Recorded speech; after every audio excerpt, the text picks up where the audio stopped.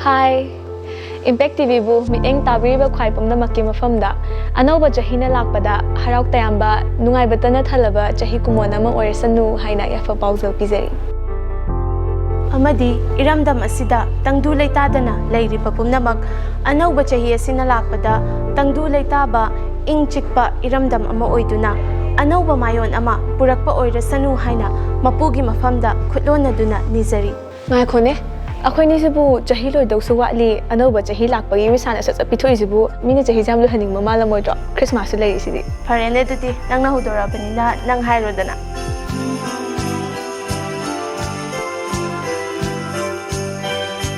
lakliba December ki tarik kun manga Christian lining chatpa ichinaw singi khwaidagi maru oiba Christmas numit asina lakpada mayam punna ama toibagi wakhalonda nuksisana na leminasi haina mapugi mafamda ni view haina Christian lining chatpa ichinaw singi mafamda haizari amadi Christmas ki wish pizari